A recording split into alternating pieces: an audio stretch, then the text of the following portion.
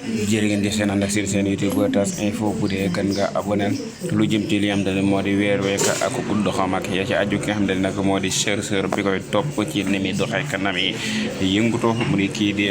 Serigne Mor Asta Touré moom la mu xam le moo di ni weer wi judd na ci 4h15 te fële ca Nouvelle-Zélande moom ma nga fa war a judd ci 16h15 ba léegi nii nag mi ngi confirmé li nga xam ne moom la waxoon ci ni weer wi kenn mëne su ko gisagoon na ci li nga xam ne moo di gisu bët amaana appareil gi ci aju ndaxte fii ci Sénégal moom lu toll ci ñaar fukk ak juróom ci ay boroomi xam-xam yoo xam te ne ci wàllum astronomie la ñuy yëngatu ci àdduna bi ñoom signé woon nañ benn mbir moo xam te ne lan xam le moo dina ci Sénégal les ko mën a gisee ci lu jëm ci wàllum appareil waaye daal la am ba des moo di ci gisu bët ngir moo am ci Sénégal dina nekk lu jafe-jafe te it dina nekk loo xam te ne sax du mën a nekk ci gisu li nga xam ne moo di gisu bët moom nag xam leen na comme ne ñu ko joxee ci information weer wi heure waxtu bi muy génn ak it waxtu bi nga xam te ne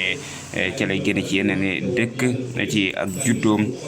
nekk information xam te ne moom mii di chercheur bi mi ngi koy wane nekk chercheur boo xam te ne mi ngi yëngatu ci wàllum lii di wàllum astronomie nekk ci jàmbaar yàgg ci wax it ak lépp loo xam te ne maa ngi ko ci doon xamle nekk koo xam te ne ku mat a bàyyi xel la ku mat tamit lëngool ci lu jëm ci wàllum gisuk li nga xam ne moo di weer wi ndaxte mi ngi laaj tax ba ñi nga xam te ne ñooy yore appareil yi ngir mënees di ko ci mu ci man di gis li nga xam te ne moo di wàllum weer week ya ca aju